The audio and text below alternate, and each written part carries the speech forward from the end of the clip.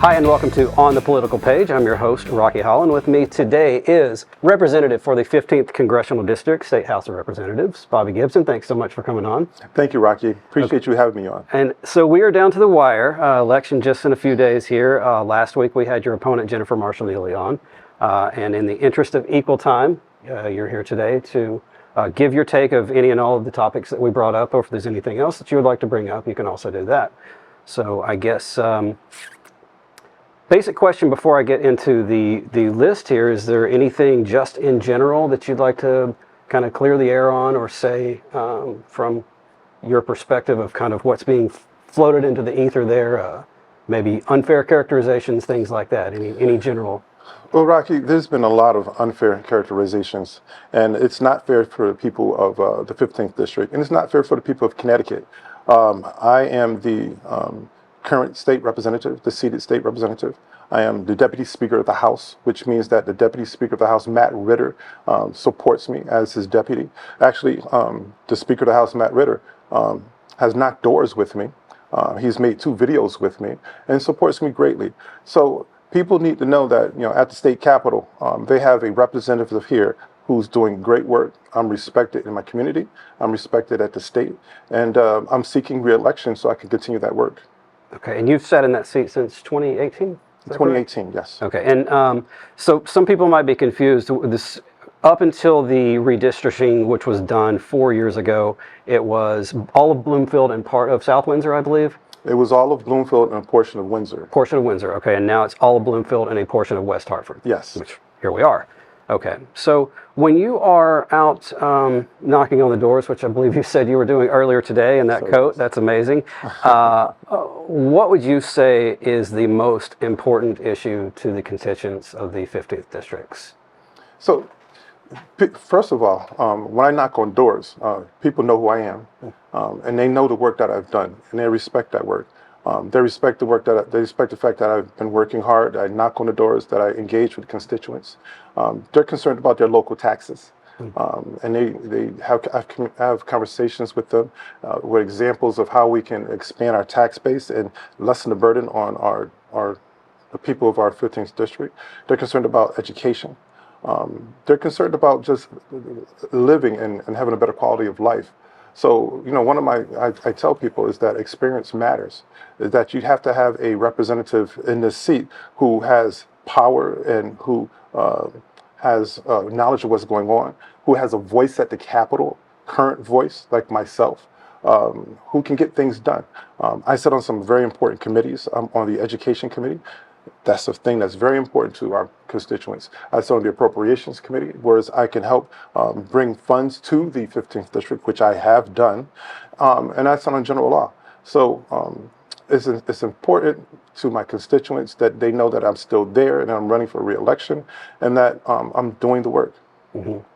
And as far as taxation goes, what do you think the most difficult things that are facing us are for the current level of taxation? Well, so in the 15th District, and I can say specifically Bloomfield, a big concern is not having enough businesses come into the town to pay into the tax base, to lessen the burden on our individual homeowners. That's a huge thing.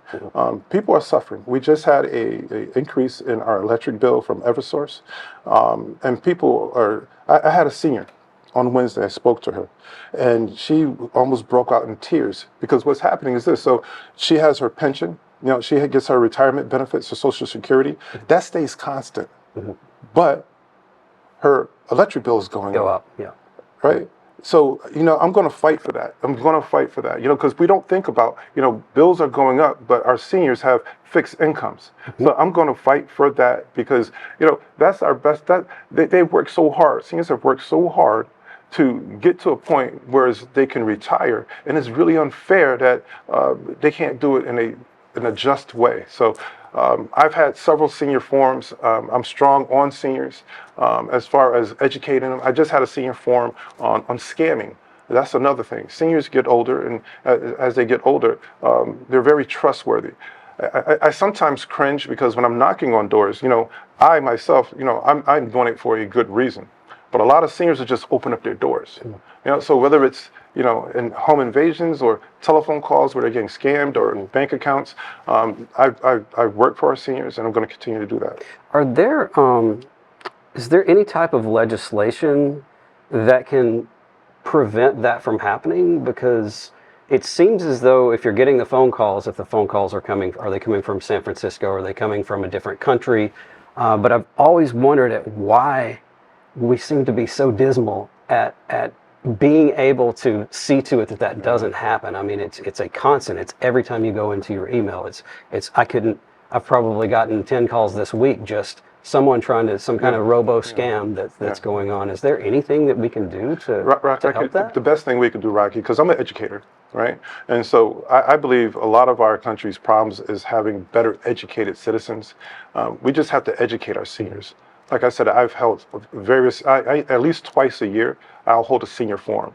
And I will have people from AARP, from the Commission on Aging, people who really know what's going on. And I have the experts educating our seniors on what they can and cannot do and what they can expect and should not expect when it comes to people reaching out to them. So it's education. And I've done that. I've done a great job in making sure that, not only as an educator for our children and our families, but an education for different aspects of our community.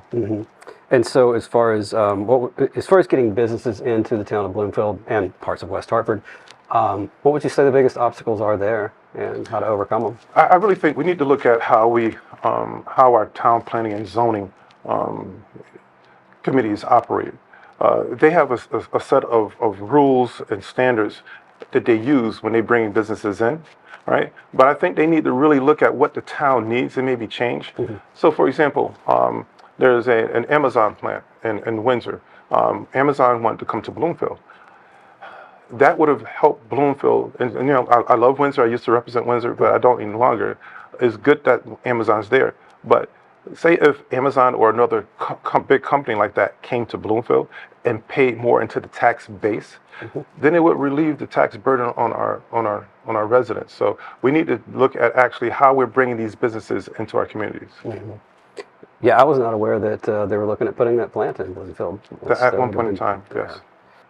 So you talk about investing in neighborhood schools. Can you kind of expand on that? Because you're looking at, so there's two ways that we fund schools. One is the state level and one is the town level. Where do you think the responsibility should lie with each? And do you believe that the state should pay more, the town should pay more, or how would you dissipate that? I'm fighting at the legislation, at the state legislature, for the state to give more to our towns. Right. Our towns, it goes back to taxes, right? So if we have our towns pay more in education, who's going to pay that? Our residents are going to pay that. The state needs to step in and really do a great job. And I have to say this, because I'm on the education committee. And again, experience matters, right? So I do know that, you have your public schools, you have your magnet schools, and you have your charter schools. And there's a difficult or a delicate balance on how to fund all three of those. So you have your public schools, and public schools have been working very hard to raise the bar to make sure that they're fully funding our kids, right? But then you have charter schools who are doing an outstanding job as well. And I have to say, though, through my years, I've been mostly a public school educator, right? And so we have to figure out how to make sure that both or all three of those entities are funded the right way. So that's through state dollars. I'm a public school educator. I'm endorsed by the CEA, but we do have our charter schools. They're there. They're not going away, right? And a lot of people look at charter schools like a private school for those who can't afford private schools, right? And so I think we need to do is maybe put a break on building new schools. All right, the schools are there already. You need to put a break on building new schools. But then the state needs to, and we do this at the Education Committee, find a way to make sure that all of the educational institutions that we have here right now are funded statewide, not local, because we don't need to put any more tax burdens on our local municipalities.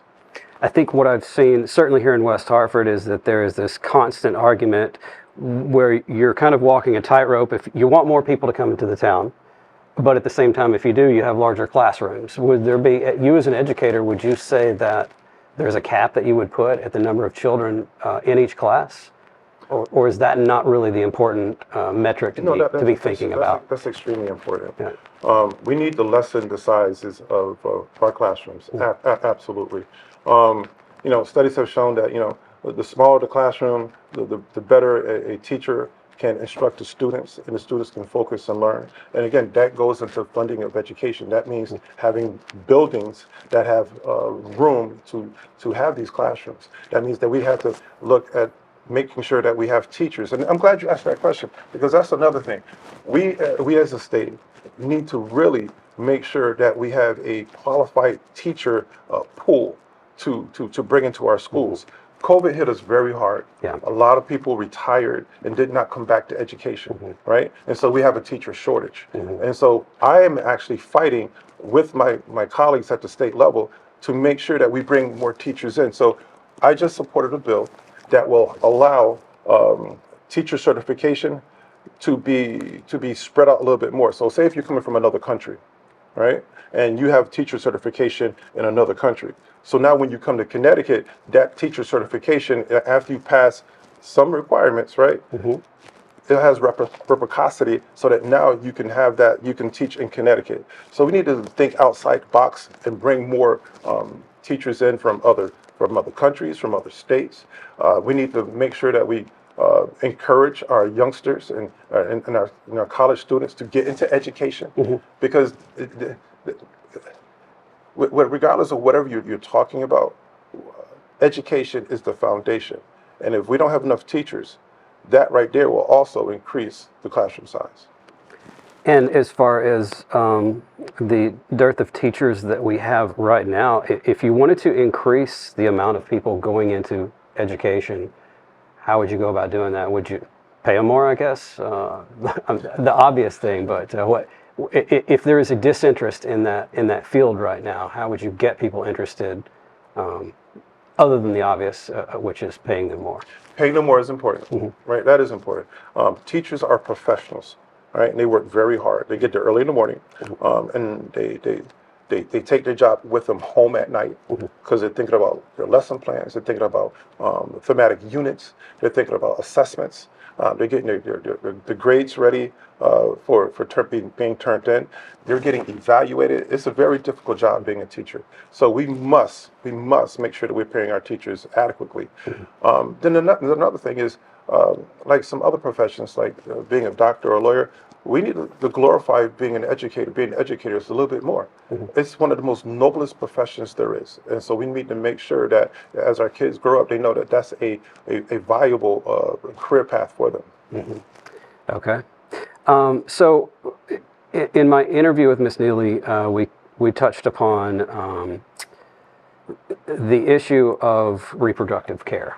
Is that something that you would like to talk about? My answer is actually going to hurt my heart, because so many untruths have been told and spread about me, about my character and the man that I am. And let me venture to say, the black man I am. So let me give you the lowdown.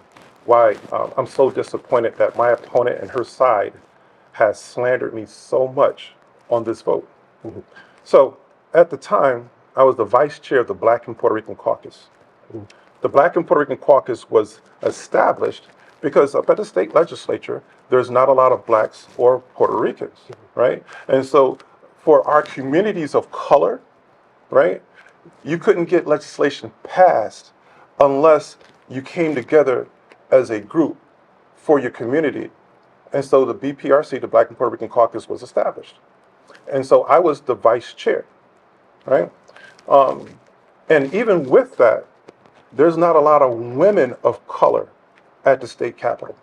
Now, these women are bright, they're intelligent, they're hardworking, but they don't feel as though they have a voice. And so when I was the vice chair, Geraldo Reyes, who was the chair at the time, we made sure that we met with every woman of color to find out what was important to them, how we could support them more, what we can do to help them in their job as state representative and as state senators. And some of these women, actually, when I came in, were my mentors who helped me get started or in my role. All right. So, with that being said, we as Democrats, we have the majority up at the state capitol.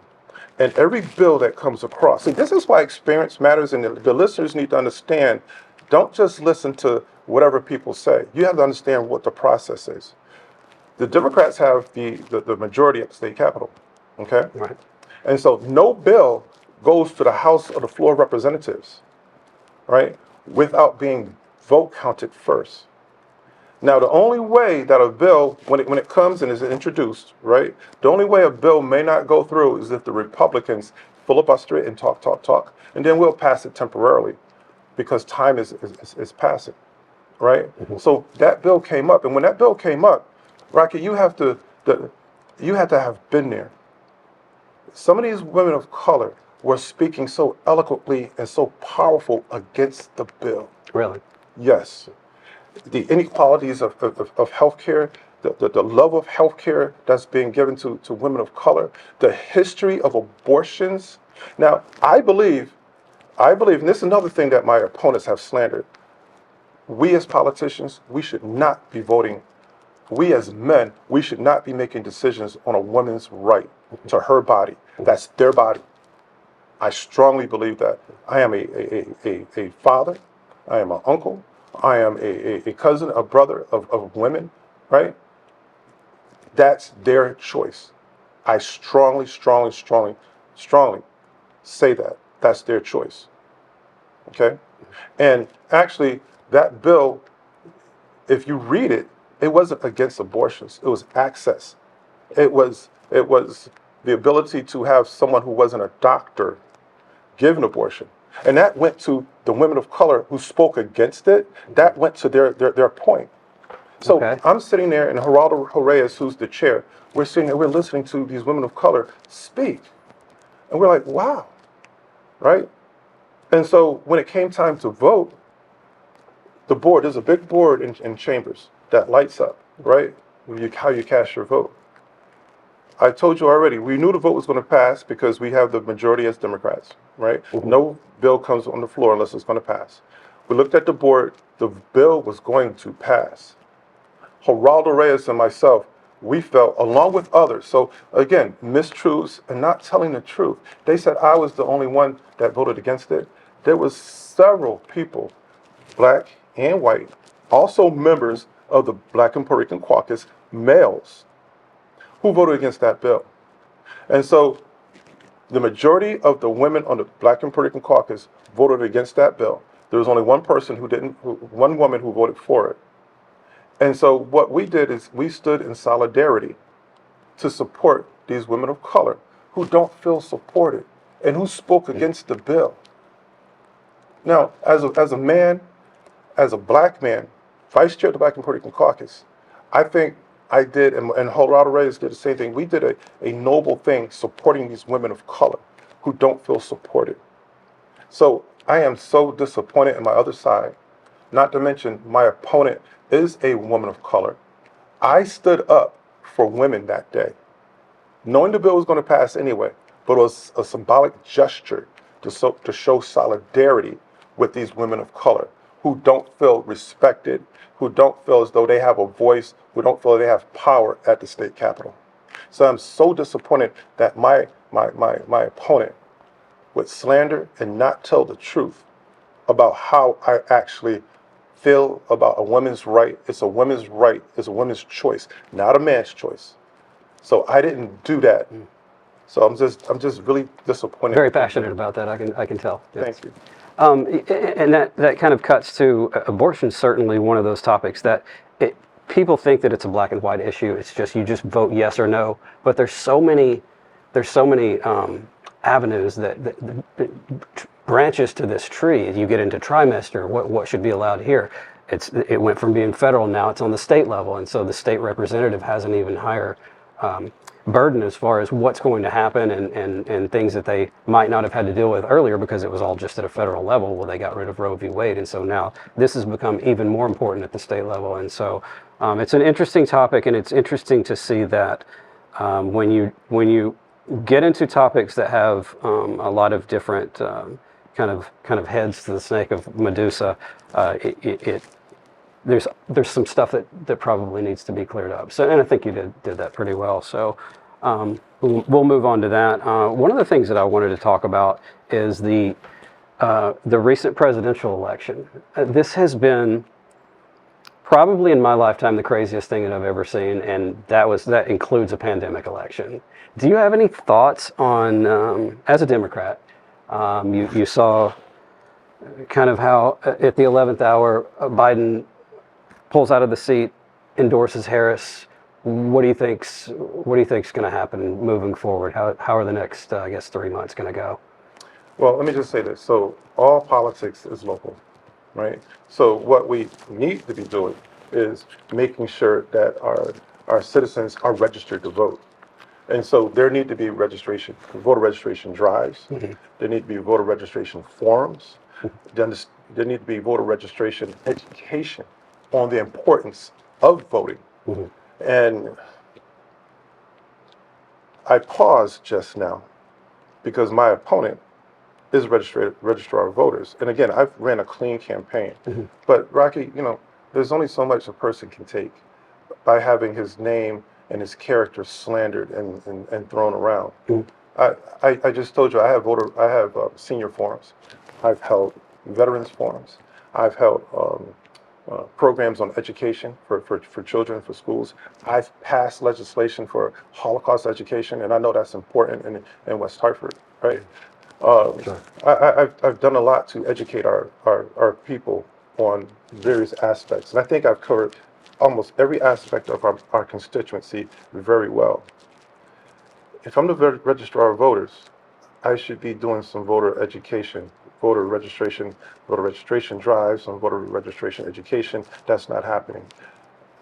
I digressed with that, but so let me get to your point.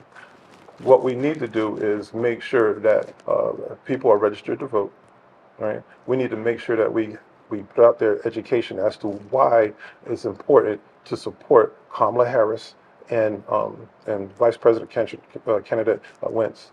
We need to make sure we understand that what's at stake. And I have to speak up for Democrats. I'll start with the Supreme Court, right? So at the Supreme Court, we have a couple of justices who are going to retire within the next 4 years. If the wrong candidate gets in there, they're going to select Supreme Court justices who want to take away our rights, whether it's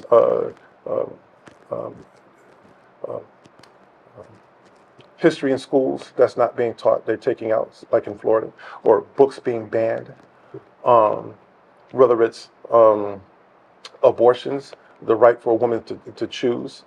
That's at stake if the wrong person gets in there. So we need to make sure that our voters are doing their homework, understand what's at stake. We need to make sure people are registered to vote, and actually people vote. There can't be a sense of apathy and say, hey, my vote doesn't count. Your vote counts. Mm-hmm. Every vote counts.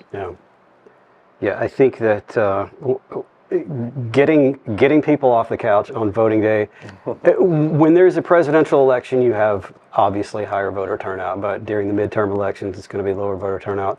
The election that we're having, I guess, 3-4 days from now, what do you think as far as turnout goes? I mean, how do those typically go? It's lower voter turnout, yeah. But let me tell you what's at stake in the 15th district, right? So I have passed legislation for baby bonds, right? So that, and I was one of the supporters, the main supporters, because it passed when I was the vice chair of the Black and Puerto Rican Caucus. One of the main supporters for baby bonds, for those individuals who meet certain criteria, to be able to have a pot of money set aside that will grow, and when that baby becomes 18, you will have an investment account, so you'll have a better start in life, right? I was one who did that, right? Mm-hmm. I passed the community investment fund. That is a pot of $125 million for the next, I believe, 6 years, mm-hmm. right? That will help our districts, our communities, to invest in their towns, so that they can do major improvements. That's money I brought to our district. I supported I forget the name of the net zero project. I might have the term incorrect, but for street safety, right? And that's something that's very important to the people in Hartford and people in West Hartford. I believe it was February of this year, town council adopted it so that our streets could be safer, right? I supported that.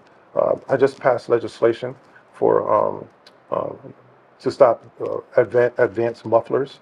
It seems like there's something that's very simple, but it's not very simple. When you have people who have these cars who take their mufflers and they change them around, they make all these noises, right?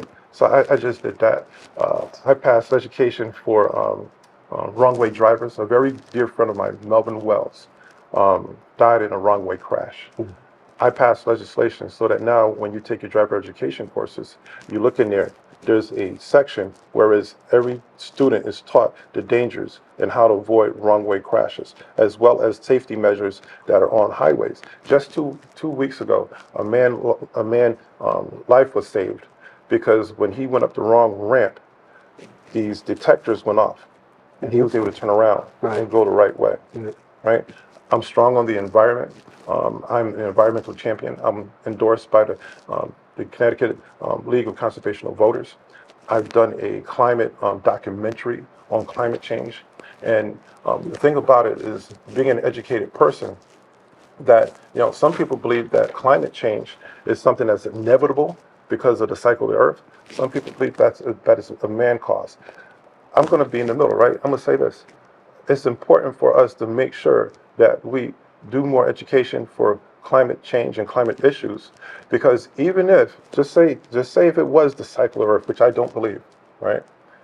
What's wrong with us taking measures to make sure we clean up our environment, doing what we can to make sure that we have clean air, clean water, and that we have an environment that's safe for everyone. So I've done the work. I'm continuing to do the work, and I just hope that I'm reelected so that I can work for the people. Again, not everyone is a deputy speaker of the House. Not everyone has influence up at the state capitol. I do.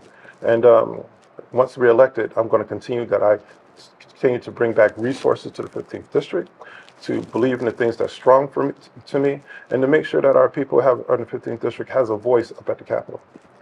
So we're down to the wire. Is there any last thing that you would like to say to the constituents of the 15th district before we go? I would say that I worked very hard for the 15th district. Experience matters. I would like to continue to work. I have a voice up at the state capitol with the governor, the lieutenant governor, speaker of the House, and all of my constituents. I was just door knocking today with one of my fellow state reps from Manchester, who believes in me. And I've had several state reps come out and support me through this campaign. I am not someone who just does what I want to do when I'm at the state capitol. I listen. I listen because I represent the 15th district. It's not Bobby, it's the people I represent. So I would love to be able to continue doing that, and not have to have the 15th district start all over and not have representation when you have someone who has influence already at the state capitol. Gotcha. Okay, it looks like that's all the time we have for today. I would like to thank my guest, Bobby Gibson of the 15th District, for coming on. Thank you for having me. I'm Rocky Holland. You've been watching On the Political Page. Thanks for watching.